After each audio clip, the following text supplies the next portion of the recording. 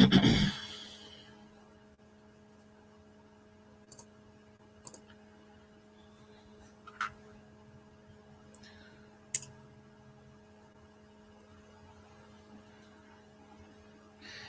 real mamas, real problems. How you doing, love? Girl, I think I need to move out of town. I think I need to move out of town. I need to get on the next train smoking. Oh my God. You working a graveyard shift? Oh, what time you get off? Like what, 5, 6, 7? Oh, I can't do it. I tried before. I tried to work the graveyard shift before. Let me just tell you, this was years ago. And I got fired because I kept falling asleep. I ain't even gonna lie. I kept falling asleep and I got fired. You said yes. I'm like, oh, you get off at 8 a.m., child. I'm up here watching the news, and I've been ripping and running, working, following all these stories, doing all these reviews, and then it just hit me. When I was watching the news, I'm like, hold up, wait a minute. Tomorrow morning, a lot of the Americans who were rescued from China, where the coronavirus outbreak started, they gonna be here. Like, not like right here, but they gonna be here for a minute because they flying into Eppley Airfield. Eppley Airfield is about, let me see. If I take the interstate by the Mormon Bridge Road, it'd probably be like, it's like 10 minutes away. It's 10 minutes away.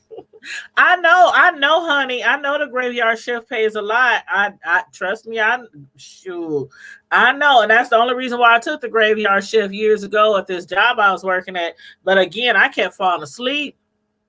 Not enough coffee. Not enough no-dos. Do they still make no-dos? I don't even know if they still make no-dos, but not enough no-dos, coffee, anything back then could keep me woke through the night. I just be up there like, and then I have to answer the phones. I'll be on the phone. Man, the stories I could tell y'all about some jobs that I used to have back in the day. You said stay the heck away from me and my children. I want to stay away from myself. I feel sick already. I'm like, do I feel feverish? Asking my son, do my forehead feel hot? I'm like, and they say we don't have nothing to worry about, and we probably don't, but it's just the simple fact. You know how you just up there and you watching the news and you like, oh my God, what is this outbreak? What is it called? The coronavirus?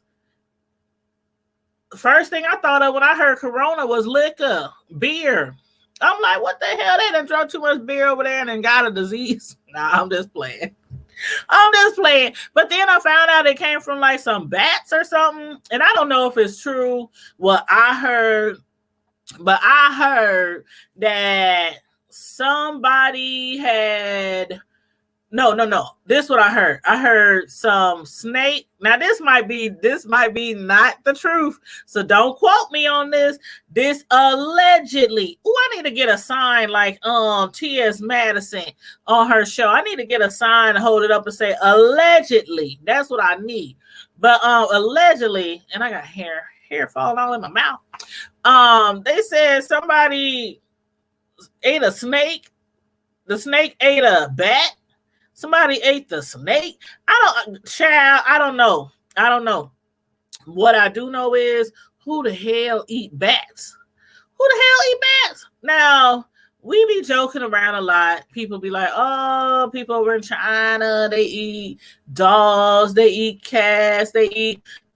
And a lot of people in the hood, you know, from as long as I remember, a lot of people in the hood don't go to that Chinese place. All the cats, if you see no cats in the alleys anymore, if you see like a cat drought in the community is because they cooking up the cats. And I'm like, oh my God. So for a long time, I didn't even eat Chinese food because I'm like, I ain't no telling what they be putting in it. Because when people eat different things from different countries, then they come over here and open these restaurants.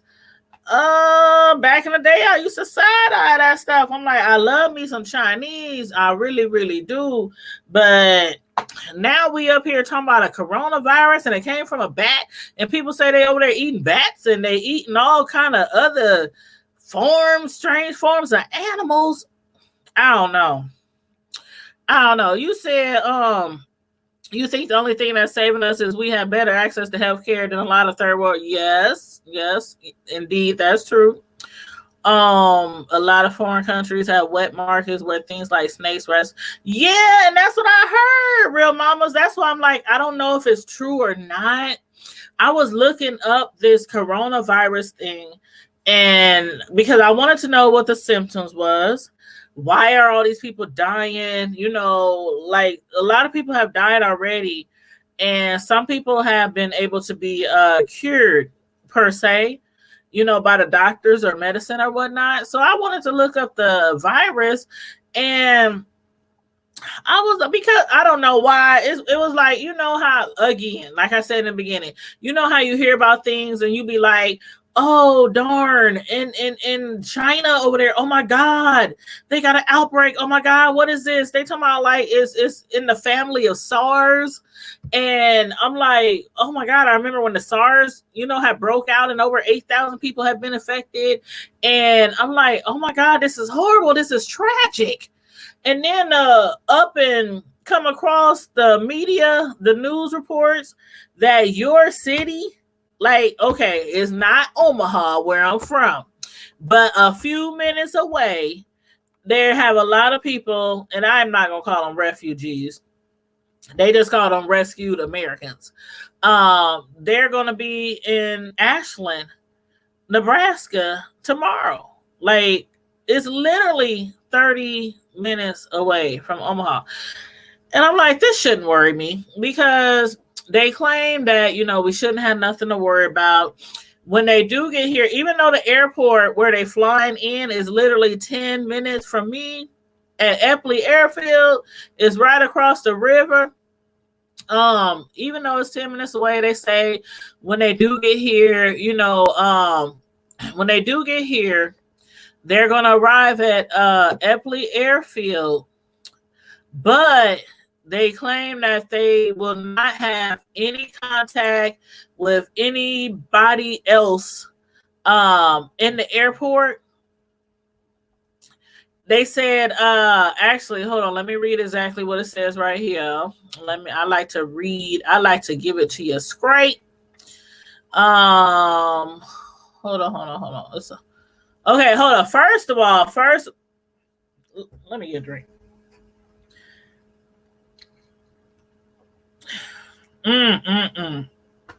Okay.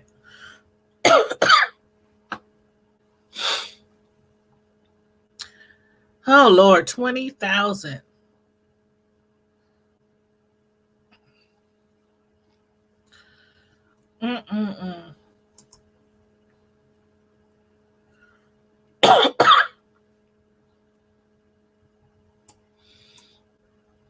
You said unfortunately it's true?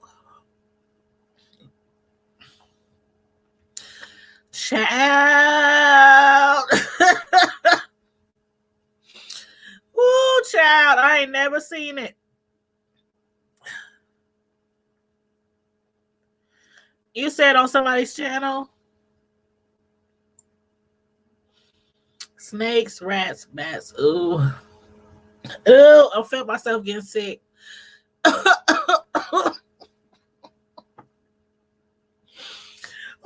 child. I feel myself getting sick, real mamas. Somebody take me to the doctor. Give me a mask. But okay. It says, according to the news, I got too many screens open. Okay, according to the news, it says nearly 20,438 people around the world have been affected with the coronavirus, most in China. The World Health Organization reported Monday. What's today? Wednesday? So that was Monday. I got a tickle in my throat.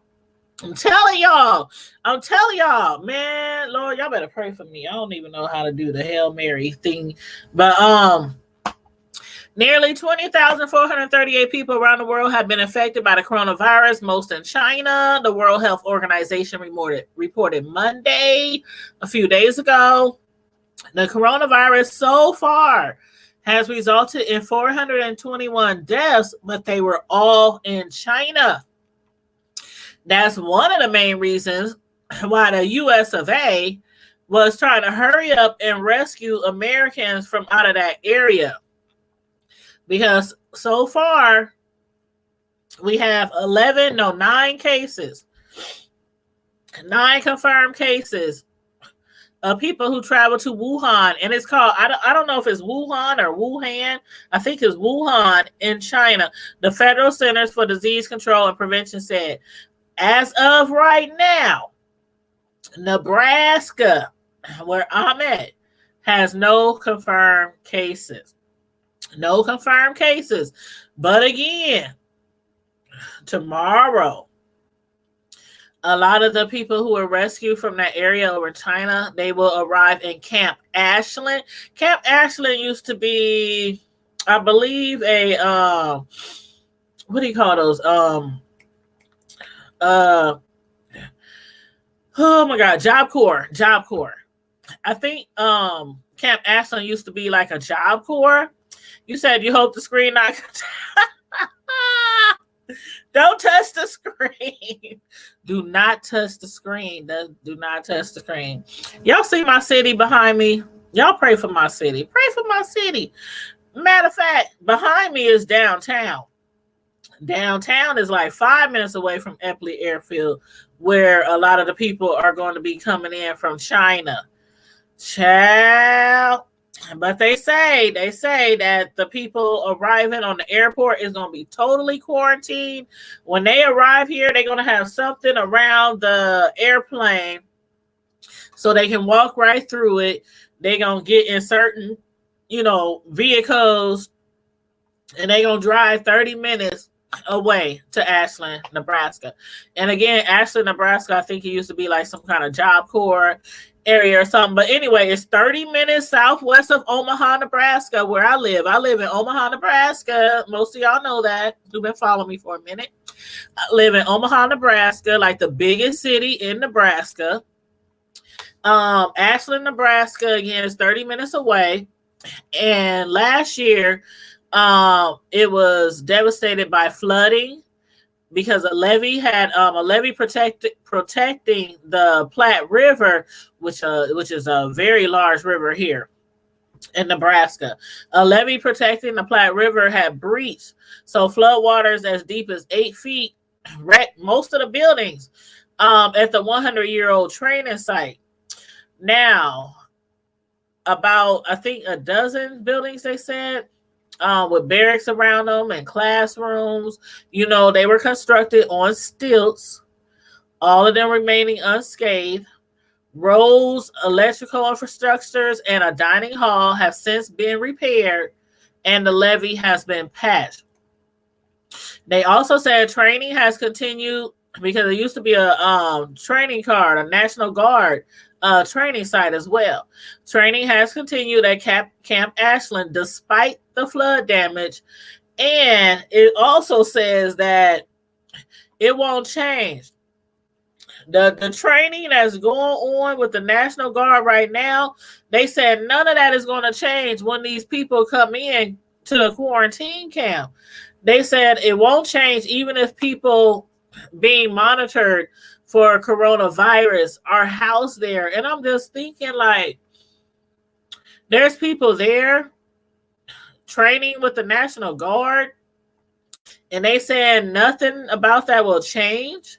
Even if people are there being monitored for coronavirus, even if they've been housed there. So I don't know if it's something that I'm missing. I don't know. I don't know. You said they should have quarantined anyone, you said they should have quarantined anyone who are coming in from an infected area, send them to a secure medical base in a deserted area. Why bring them right? That's what I don't understand. Because they literally saying in the news reports that even though it's a training camp there for the National Guard, nothing is going to change. They bringing in these people from China. They're going to be quarantined here 30 minutes away from my city. And they said nothing's going to change, even if people are living there in the houses on location. So I don't know. You said if I have to be out here windmill and zombies.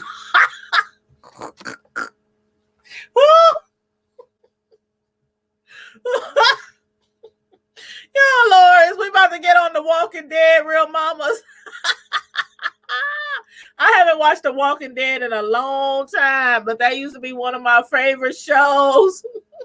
If I have to deal with The Walking Dead, I'ma just take me. Just take me. All them fools running around with their heads falling off their shoulder and their teeth all rotted and they looking like they 1,000,000 years old.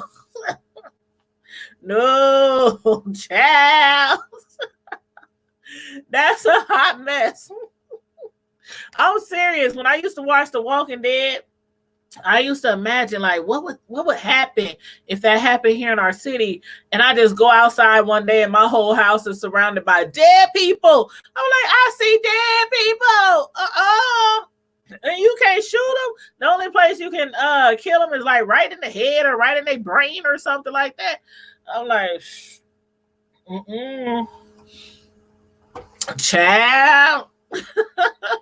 Scott Anderson said, I'm not dealing with zombies. I'm telling you the truth. But in that TV show, I think weren't they like in Atlanta? Didn't they like go to Atlanta or something? I haven't watched that show in a long time. But I used to like The Walking Dead. But no, man, I'm just like, I don't know. I'm not panicking or nothing. I'm not panicking, even though the title of the show tonight says the coronavirus quarantine camp is 30 minutes away from my city. I'm not panicking, but I'm just thinking like there's a training camp there, and then they saying that is not going to make a difference, is not going to be affected, that they have people there who might have been, I don't know.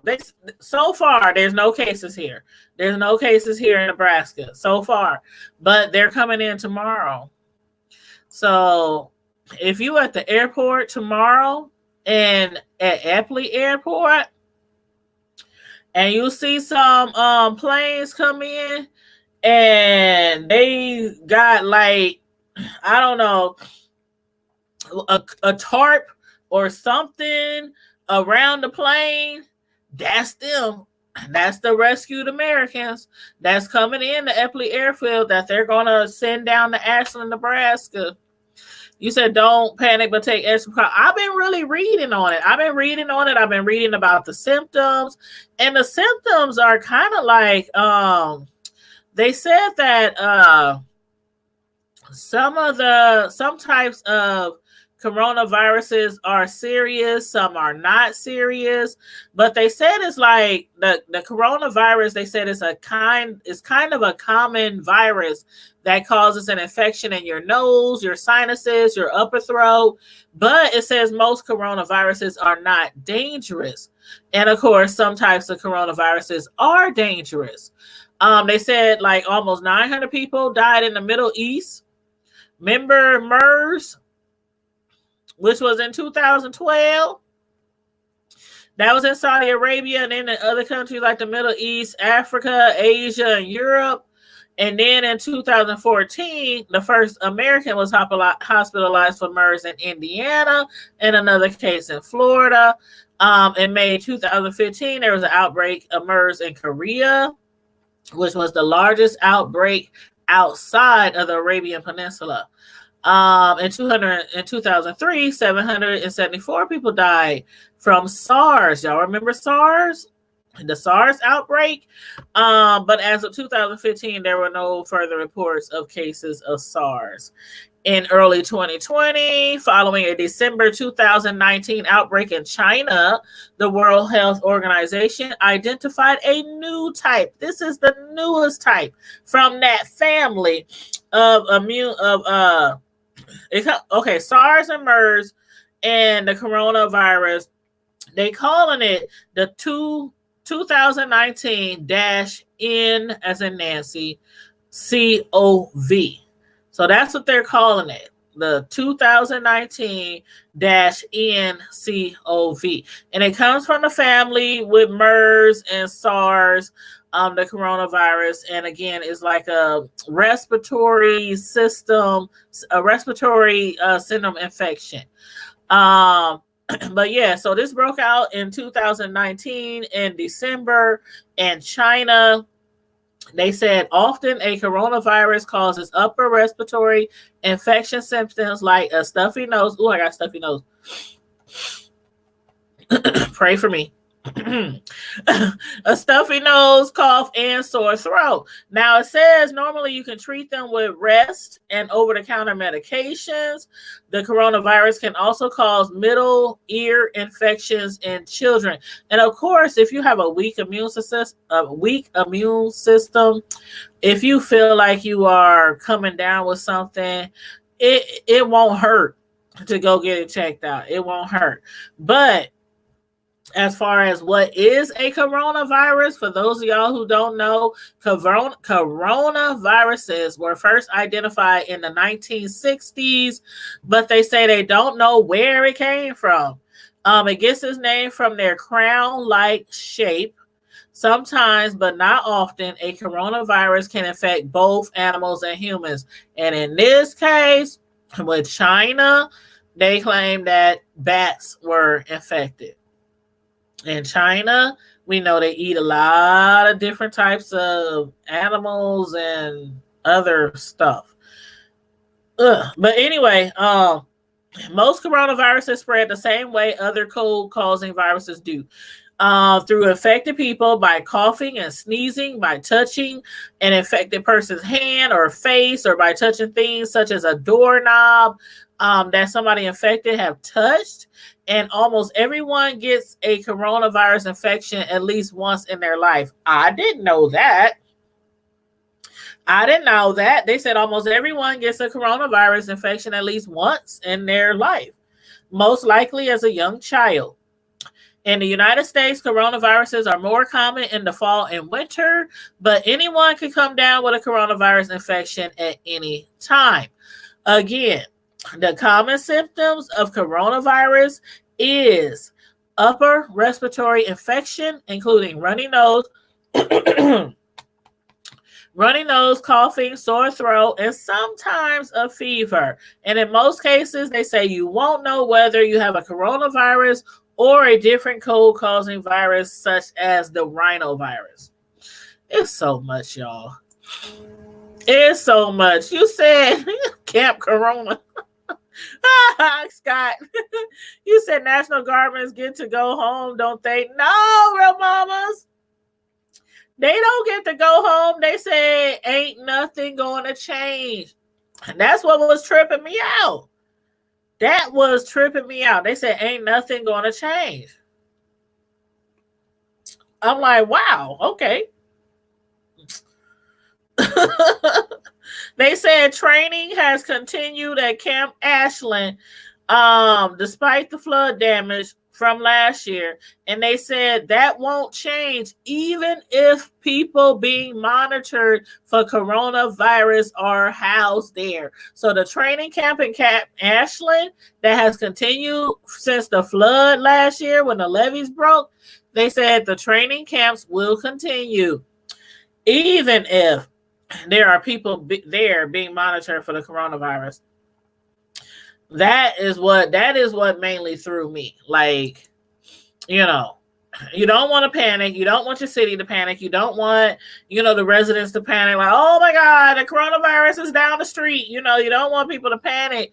But I'm like, hey, shoot, if I was in the training camp, I'm sorry, I've been a guy rolled up and all kinds of shit. You mean my next door neighbor is being treated for the coronavirus and we got to stay here too? Like, what kind of mess is that?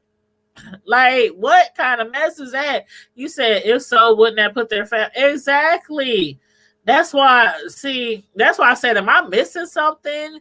If anybody here locally, knows a little bit more about the situation down there in Camp Ashland, please feel free to, comment in the chat or hit me up, inbox me something, because that again is what really confused me about the whole situation. But I was just like, and then tomorrow morning we're actually leaving and going to where is it? I can't even think. I got this corona on my brain.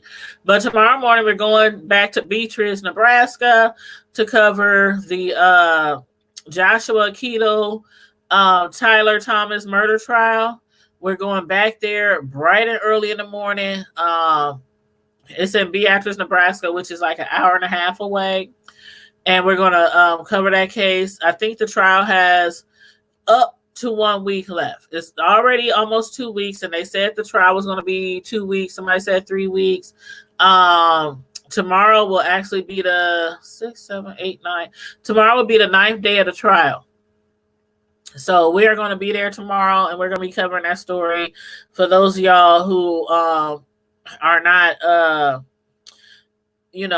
who do not know about that case with Joshua Keto, the murder trial, check out some of my videos that I already recorded within the last few weeks or so. Or, check the news, because it's all over. It's all over. It's a really big case here in Nebraska, a murder trial of a lady named Tyler Thomas, a young Black African-American woman who went to Peru State College and who disappeared 10 years ago. And the last known person to see her was Joshua Keto. And the way the trial is going so far, you guys, it seems like it really might be a possibility that he'll be found guilty. But you know how it is. You know how, it can go with the jury and the testimonies and the witnesses. And, right now, everything it's a lot of circumstantial evidence right now. But then on top of that, it's a lot of good testimonies from a lot of good witnesses who, makes me feel a little positive about the situation. But yeah, if you want to follow that case with me, that murder trial with me, check out some of my videos that I've been recording on the Joshua Keto murder trial. But yeah, so we'll be there tomorrow morning all day, supporting the family of Tyler Thomas, her mother, and her last time I went to court, it was her mother, her grandmother, her cousin, her brother, her father, and a few other people there. So some people here from Omaha, Nebraska has been driving down to Beatrice, Nebraska to support people in our community in this murder trial. So, but yes. But yeah, so I just wanted to talk about this coronavirus a little bit, because a lot of people hear about it in the news, but don't really know exactly what it is. You said I need to catch up on the trial. Yeah, it's a lot going on. Matter of fact, tonight when I was on my way home, I had stopped at a convenience store down the street, and the officer on duty there, like the security guard officer, cops, that be at convenience stores, working there part-time or whatever, it's a cop though, a cop.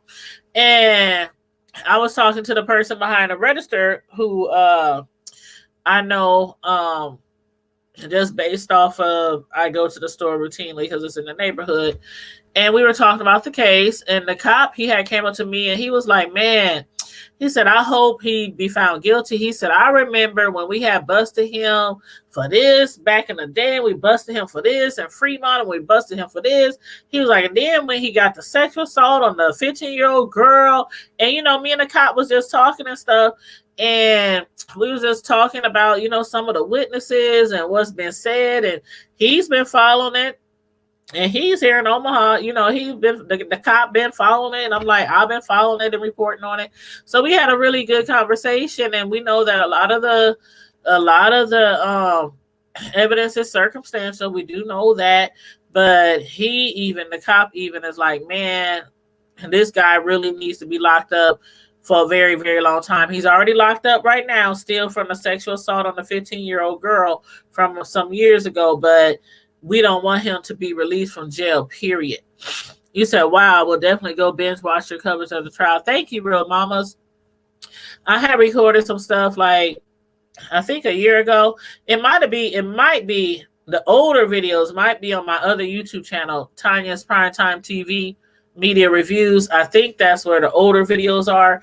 But within the last few weeks, I've done maybe 3 or 4 videos on the trial, updating you guys every few days about what's going on and what certain witnesses said, and, you know, things like that. But yeah, so it's a really, really major murder trial that has been, people have been waiting 10 long years to start. And it just started last week.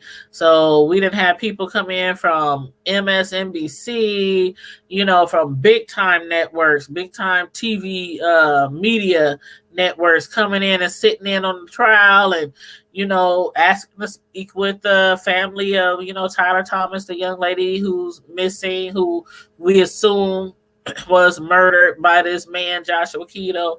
So yeah, it's a really big trial going on right now. And again, we've been, you know, the community has been, you know, coming together to support Ty and her family. It's been 10 years. And now that the trial has started like a week ago, everybody's coming together and constantly praying and trying to support them the best way we can, raising money for them so they can stay down there in Beatrice, you know, at hotels instead of driving back and forth. You know, it's nothing for us to drive back and forth, you know, even though it's like a 3-hour trip. It's nothing for us to drive back and forth because we're there to support them. But for the family, it's a lot of going on in their minds already with this stress. And it's been 10 years, and, you know, trying to see this man get locked up and listen to people talk about your child in negative and positive ways, you know, on the stand. And then they got to travel back and forth, figure out how they going to keep gas in their car, buying food on the road. You know, should they stay in a hotel tonight? Should they drive back home? So yeah, you know, as a community, we were able to raise thousands of dollars for them to stay down there in Beatrice. So yeah, it's like a cold case. It's like a cold case, but it was open.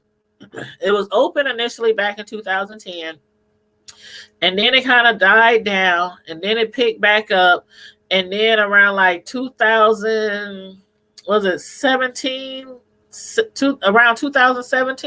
that's when he was actually charged for the murder. When he was charged for the murder of Tyler Thomas, he was actually already serving time for sexual assault on a 15-year-old girl. So he was already serving time. Then he got charged with murder.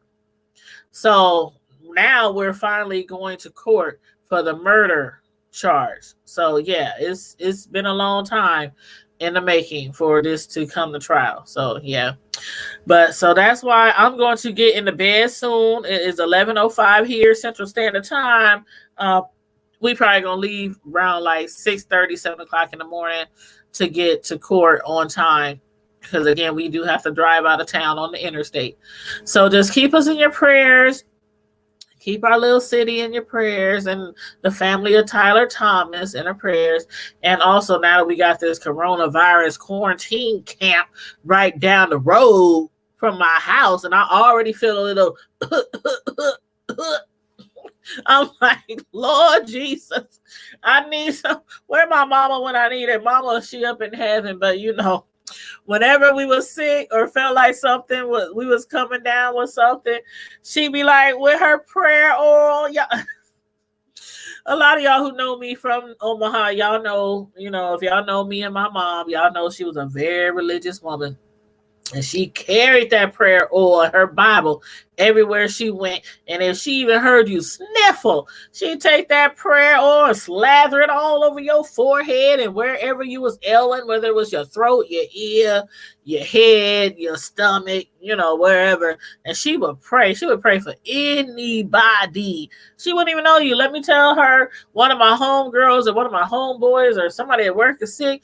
Could you call them and ask them, can I pray for them? I'll be like, Mama, really? Just say a little prayer to Jesus. Just throw a few Hail Marys at night when you go to bed. She'll really be like, call your friend and tell her I want to pray for her. And I'm like, okay, my mama said, do you got a minute? But I miss her. I miss my mama up in heaven. But anyway, I can tell y'all all kind of stories about Sister Mary. But yeah, I'm about to get up out of here and get off this computer, child, and get me some sleep. Jump in the shower first and get me some sleep and wake up early morning for our road trip to the murder trial. What day did I say it was going to be again? Day 9. Yeah, day 9 of the Joshua Keto murder trial for the murder of Tyler Ty Thomas. So day 9 is tomorrow. I'm going to sit through all day at the court trial. And then again, Friday, I will give y'all another update on what's being said in court, what witnesses had to say. Tomorrow night, we're going to have some political chit-chat, though, on this channel. We're going to have a special guest who is a part of the NDP Black Caucus here in Omaha, Nebraska. She is going to be on live with us tomorrow night at 9 p.m., and we're going to talk politics with her, talk about different candidates, talk about early voting process, talk about what felons have to do to get the register to vote, and a whole bunch of other stuff. So if you're interested in politics or interested in the upcoming elections and the impeachment, if you're interested in all that kind of stuff, make sure you have your notification bell set on our channel so that you can get the notifications when we do go live tomorrow night and any other time we do go live. Make sure the notification bell is set, period. Thank you, real mamas. Thank you. I appreciate it so much. And you guys have a wonderful, blessed night. As usual, in the meantime and in between time, stay safe. To my Hood Table fam and to my Tanya's Primetime TV fam. Stay safe, be blessed, and I'm out. Deuces.